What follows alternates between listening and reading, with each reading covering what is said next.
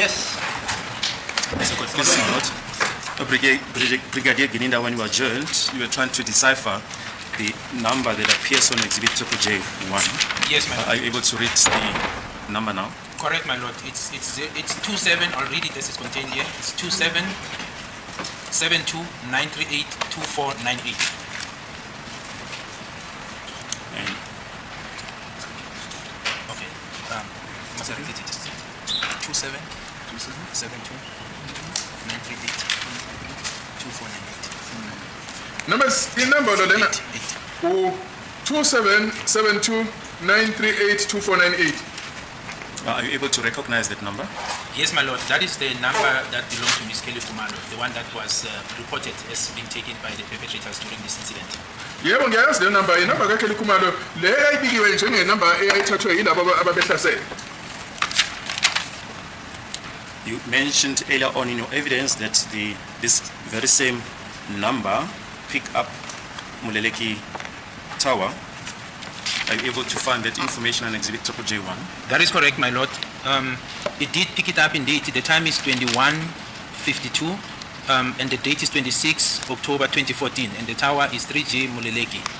Yebo iyaxhumana neTower leno imleleki ngoba isikhathi sika 21:52 okusho ukuthi ke 8 minutes to 10 ya ngomhla ka 26 October 2014 iyahlangana iyaxhumana le phone ngale nale tower le umluleki i3G umluleki tower. And my lord, at this time, this is where the people who were in the house, including Mr. Longwe Twala, were at the clinics. They were picked up by that tower. So he was there. And in addition to that, I know we're still going there, the vehicle tracking system places him there as well at the clinic. But ngaleso sikhathi ke le number lena iyabona ngaleso sikhathi ese clinic ngoba ngaleso sikhathi bonke labo besinde babese clinic.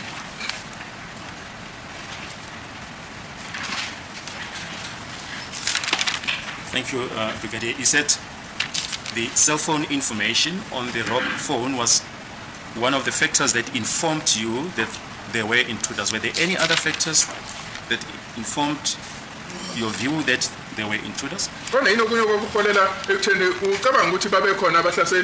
That's correct, my lord. So the second thing that I looked at was the DNA, because the DNA. Because it was alleged, my lord, or rather it was contained in the statements that the perpetrators left ahead, which through the DNA analysis, a mixed DNA was established, was found in that head.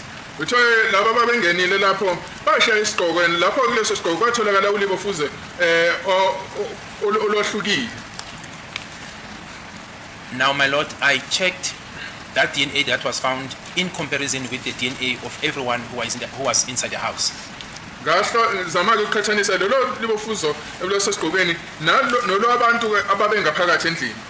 And what I found was that the DNA of everyone who was inside the house was excluded from the DNA found on the head, meaning the donor or the contributor of the DNA on the head was not any of the people who was inside the house.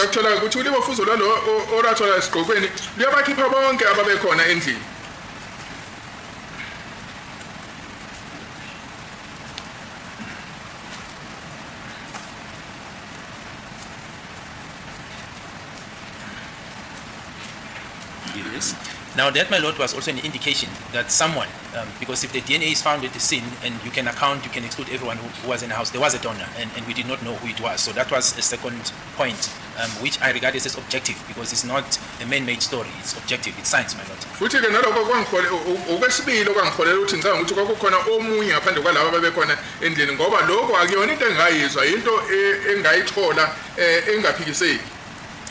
Now, if you say look at the DNA profile, how was this information presented? Where was it contained? It was contained in the report of a captain. I just forgot his name, but he's an analyst, he's an expert who did the examination, my lord. So it's contained in his report.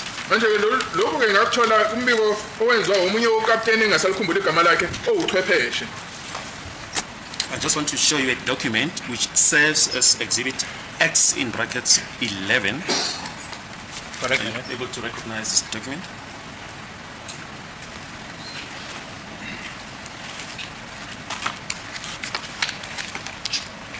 Yes, this is part of the report I'm referring to, my lord. That deals with the DNA comparison of the people who were inside the house by this expert I was referring to. Yebo lona umbiko oqhathanisa ulebo fuzo lalabo bebekhona endlini nolebo fuzo ke olutholakala lapha esigqokweni. And if I can place it on record, my lord, so he documented the name number 1, which is Mxolisi Dlomo, and it says the results are that excluded on all samples.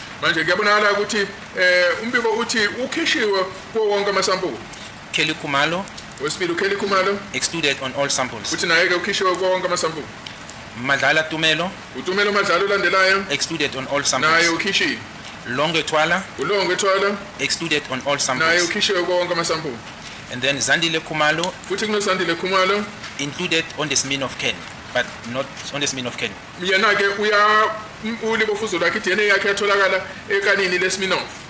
Gladness Khumalo included on the EF swab and from toilet door handle.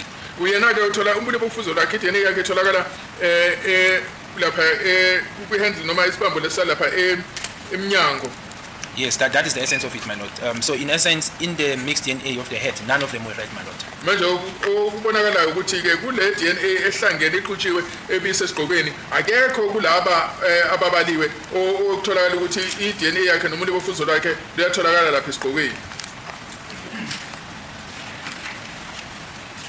Yes, you may continue. Any other factor? Yes, so that was the second factor. Then the third factor, my lord, I've touched base on it, but I'll go deeper into it, was now the vehicle tracking system of uLongwe, because I was able to establish, it's contained in one of the affidavit, that he was driving a red Polo, and then I looked at his vehicle movement to see if he went elsewhere. And what I found, my lord,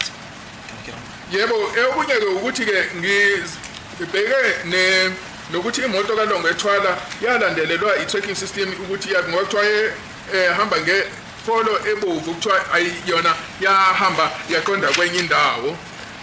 Now from the scene, my lord, after it arrived at the scene, it also moved to the clinics, to the hospital. In other words, when his cell phone tower and others were picked up at the clinic, that vehicle was there. It was not, for example, at the place where this robbed cell phone was, the Molelek tower.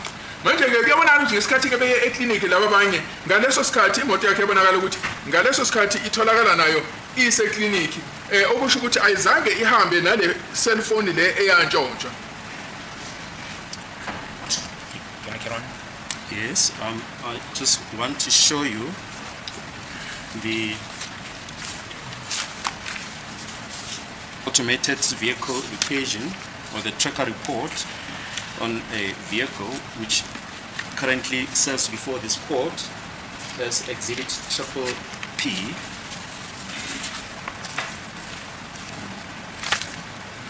And I want you in particular to refer to page 47.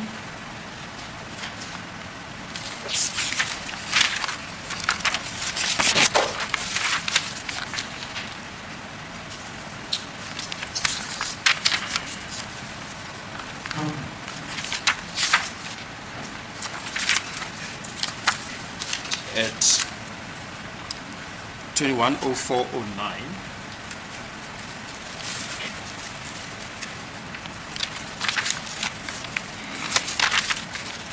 Yes, my lord.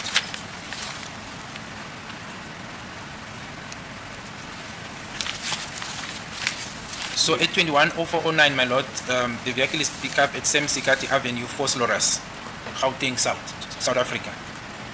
Manje ngesikhathi 25-10409 imoto lena ibonakala ikumgwaqo uSemsikwati eVosloorus. And it indicates, my lord, that the ignition was switched off. Kuyakhombisa ngaleso sikhathi ukuthi imoto icinyiwe. And just place again on record, the tracker report is in respect of which vehicle? It's in respect of a Polo Vivo, Volkswagen. That is the vehicle that I know was driven by Mr. Longwe Twala, my lord. Lombiko lona ungepolo Vivo Volkswagen eyayi imoto eshalo uLongwe Twala. Thank you. You earlier in your evidence referred to the fact that the cell phone records of Mr. Longwe Twala also places him at the hospital at a particular time? That is correct, my lord, and they are in line with where the vehicle was. But yebo namasefona akhombisa ukuthi wayesesibhedlela ilapho futhi nemoto ayikho. I just want to refer you again to the section 205 extract of a cell phone which has been handed in as exhibit J1, page 2186.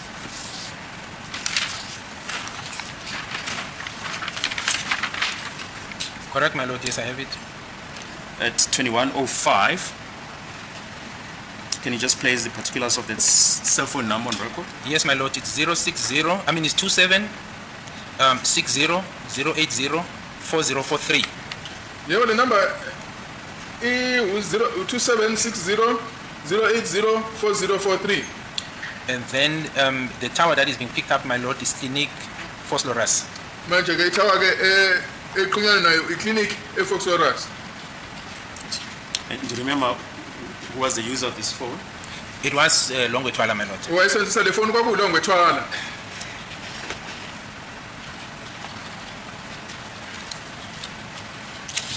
Yes. Any other factor? Yes, my lord. So that was that, my lord. Then the other factor that I looked at, my lord, was the eyewitnesses, not the people who were in the house, because there were questions that we were trying to address. Abanye ke ofakazi ababezibonele ngamehlo angisho laba bebesendlini. And that now led me, my lord, to the statements that were disposed of the neighbors, the people who were walking on the street. Lokho ke kwatholakala empikweni ebekwe kusho ukuthi ke istatement ezenzwa ababe omakhelwane nababesemgwaqweni. For example, my lord, I can, without obviously specifically mentioning what is contained in the statement, for example, the Ngashes, who were the next door neighbors, my lord. Ngashes. So omunye kusho ukuthi ke istatement sakwaNgashe ababe omakhelwane. Yes. One of members of the family of Ngashe, Ngashe, has testified as a witness in this matter. Yes. Does that name ring a bell? Yes, it does. It does. He was one of the family members in that the neighbors to the crime scene. Omunye ke welungu lomndeni wakwaNgashe usezile wazoletha ubufakazi la enkantolo. Yes. And my lord, in their statement, it was clear that they saw people running out, my lord. So there was a clear, if you read the statement, in essence, that people were seen running out during that commotion of the shooting from the crime scene. Kule ngisho ke ukudubula bathi babona abantu bephuma bebaleka. Yes, except for the Ngashe family, any other statements of neighbors that you can remember? Yes, absolutely, my lord. There was one also that I remember, I think two that I came across of, the first name that I remember is Ntabiseng. They were, she's associated with the Department of Correctional Services. They were just sitting opposite the crime scene when this incident happened. And I do recall that in part of that statement, it is clearly mentioned that perpetrators were seen running out of from the direction of the Kelly Khumalo's house to the direction of the park. Ngiphinda ngikhumbule igama likaNtabiseng okuthiwa uxhumana ne-Department of Correctional Services. Othi babehleli ke kule ndlu ebhekene nendawo yobugebengu. Estatementini sabo basho ukuthi nabo babona izelelesi ziphuma zibaleka. It was two witnesses, my lord. There were two. I do remember that it's two females, and both of them witnessed people running out of that house to the direction of the park. Kwakufakazi ababili besifazane abasho ukuthi babona izelelesi ziphuma zibaleka. Ms. Ntabiseng testified before this court. Does that name ring a bell? Yes, it does ring a bell, my lord. Ngiyakhumbula yini igama likaNtabiseng ngiphi wathi yebo ngiyakhumbula. I can further also, my lord, say while I was looking at that, I just don't recall whether it's Ntabiseng or the other lady, the description of the dreadlocks was mentioned by these witnesses, which was in line with the statements that were made by the people who were inside the house, who said one of the perpetrators had dreadlocks. Manje ke omunye ke ngisho ukuthi ngiyazi ukuthi lo munye wayeNtabiseng owaveza ukuthi ke omunye walabantu ababebaleka wayenama dreadlocks okusho ukuthi lokhu kuhambisana nestatement salabo ababesendini abasho ukuthi omunye waze lezizelelesi waye nama dreadlock. My lord, I also remember that there was also another statement that I looked at. I think it's one of the neighbors as well, Nkandla, who also assisted even in the drawing of the identity of the second suspect that had a hoodie. A hoodie. Manje ke kuthiwa ke omunye ke ngisakhumbula ukuthi kulesi statement sakhe wathi wakaMakhaleni waMakheleni owasiza ke ukuthi kudwetshwe umfanekiso womunye walezi zelelesi lesi wayegqoke leli bhantshi elihambisana nesigqoko ihoodie ngesingisi. Now, my lord, what I established there is that there was no relationship between any of the people who were in the house with these neighbors, except that they were neighbors, but there was no reasons I could find that these neighbors will actually lie or be influenced to say they saw people running out of the house or running from that direction to the direction of the park for no reason. In other words, I found credence and reliability in that they were telling the truth in terms of what they saw. Manje ngibona sengathi ke ubufakazi balabo abawomakhelwane buyamukeleka ngoba akunabudlelwane obu phakathi kwalabo ababesendlini nalabo ufakazi abebe omakhelwane ababethi bona babona izelelesi zibaleka ziye ephakini okusho ukuthi ubufakazi babo buyamukeleka. Just going to show you an identikit which serves as exhibit BB before this court on the screen. Yes. So the identikit, my lord, that I'm referring to is the one on the left that was drawn by this neighbor or member of the public, my lord, in terms of describing one of the perpetrators that he saw. That is the suspect with the hoodie on the left on the screen. Manje lapho mfanekiso okhombisa lesisale lelesi esadwetshwa besizwa ilo makhelwane lo lesi sithombe esingakwesokunene.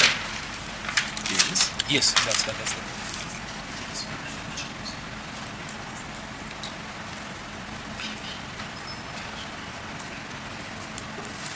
Thank you.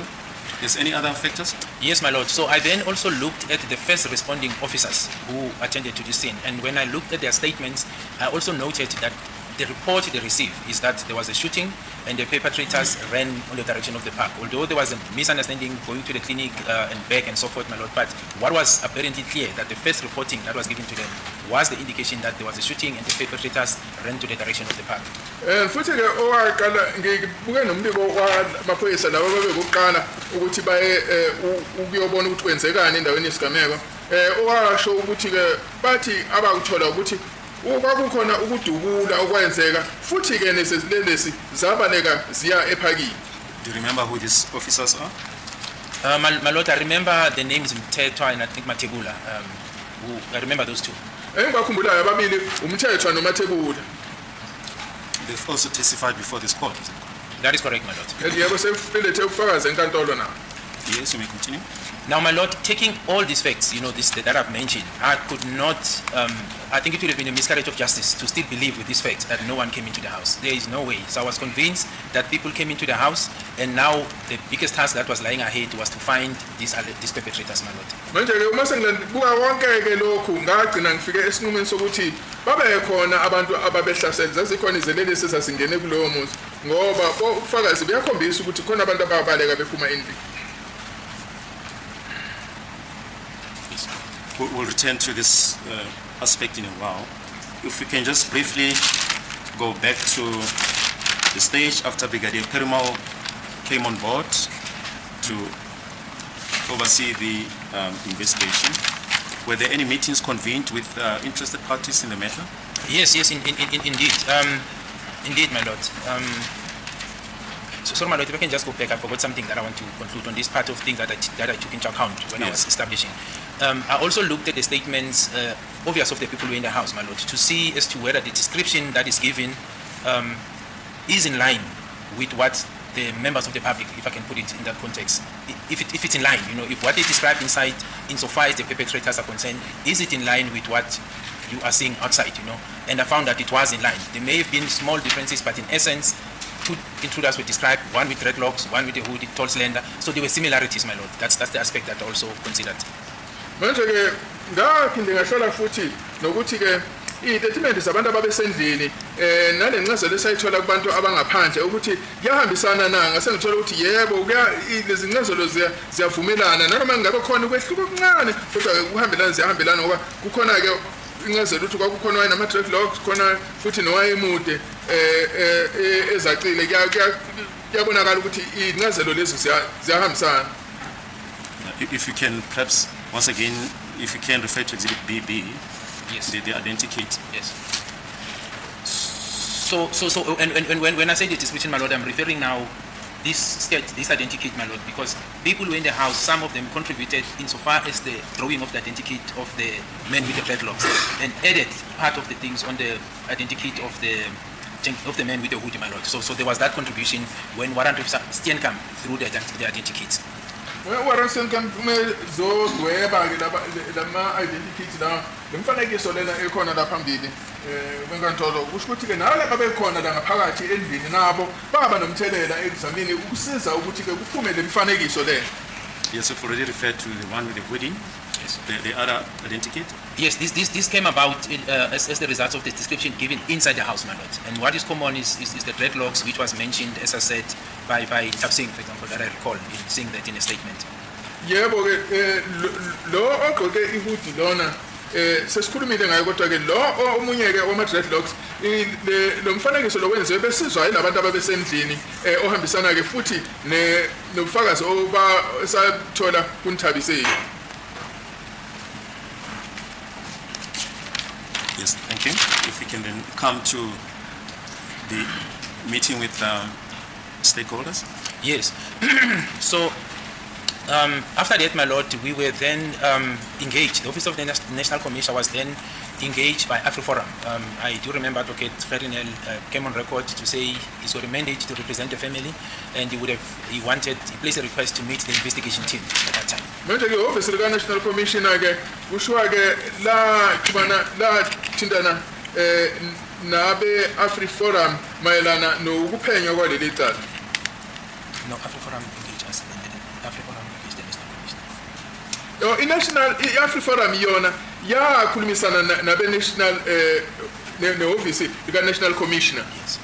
We were then, my lord, under the the command of Brigadier Perumal, directed to go and meet them as per the request. Manje ke i-office lika Brigadier Perumal lathi ke sihambe sokhulumisana na. I do not recall the date, my lord, but I know it was around March, April 2020, my lord. Angisakhumbuli ke ukuthi inyanga kokuyi Sorry, beg your pardon. March, April 2019, my lord. Angisakhumbuli ukuthi inyanga kokuyiphi March mhlambe ku-April 2019. Yes, my lord. So we met them, my lord, and indeed they came on board to say they are representing the family. They simply wanted to place themselves on record. Manje ke bona ke basitshela ukuthi bona bamela umndeni bafuna nje ukuthi izimvo zabo zizwakala. And there was an understanding that that will be the go-through lines, the reporting lines, and that is the case up to today. Wathi ke basitshela ukuthi ibona ke esifanele sibike kubona and isimo sinjalo kufikela namhlanje. If you say there was an understanding that there will be go-through lines, what do you mean? So it was a lot was discussed, my lord, but at the end of the day, insofar as giving the feedback to the family and the concerns of the family, it was an understanding that since they are now watching brief, they will be the one talking to us, and we will talk to them, and then they will communicate to the family. Lokhu kuchaza ukuthi ibona abazokhuluma nomndeni bona ke bazobheka konke bese bethinta thina uma sefanele kuyobikwa emndenini sekuyoba ibona abebika emndenini. Yes. The issue of the two should I say, concept, my lord, of whether people came into the house or not, was also raised as a concern to them, from them, and they wanted a clarity. It's fine, we gave them a briefing. What happened further? All right. Now, subsequent to that, my lord, then we carried on, my lord, in now trying to look now for the perpetrators, for the intruders. Sabe sesi zama ke ukuthola izelelezi. Sorry, is this the only meeting that the only briefing that you had with AfriForum? No, it wasn't the only one. There were a few that came after, but immediately after that one, my lord, there was one that I attended on my own, where the National Commission said I must now deal with them as the lead investigator without Brigadier Perumal, because he was taken off as the coordinator. Kona umhlangano oyesabana ukuphela nalabantu ekhona eminye imhlangano khona nomhlangano engaya kuona ngingedwa ngoba wayesaphumile uBrigadier Perumal kodwa ngani kwa umlayezo ovela ku National Commissioner ukuthi kufanele mina ngiqhumane nabo njengomseshi. Yes, and I did engage them a lot, so we exchanged a whole lot of information. We worked well, my lord, up to today. Yebo sasebenzisana kakhulu nokwabelana ngolwazi nabo ukufikela namhlanje. Now, at what point did Brigadier Perumal leave the team? My lord, I think it will be late. I can't put a specific date, but my recollection, my lord, it will be late 2019, maybe December there, because his presence, I can plot him in one meeting that took place on the 13th of November 2019. That is, in essence, the last meeting I think he was involved, where we met Constable Zungu. He was present in that meeting. Manje ke uPerumal yena kangukuthi wagcina ukusenza nathi ngo December ka 2019 ngoba ngiyakhumbula ukuthi wayekhona emhlanganweni ongomhla 13 kuNovember lapho khona sasihlangene no Constable Zungu. Can you tell the court as to what led to this meeting on the 13th of November 2019 with Constable Zungu? Yes, indeed, my lord. So earlier in the year, I think around that March, mid or June, it could even be around that time, my lord, I received a call from the National Commissioner saying there is an individual there who had information about the perpetrators who were involved in the murder of Senzo Meyiwa. Eqaleni ke konyaka lapho koJune ngathola ke ucingo oluvela ku National Commissioner ekuthiwa khona kwakukhona owayethu nomkhondo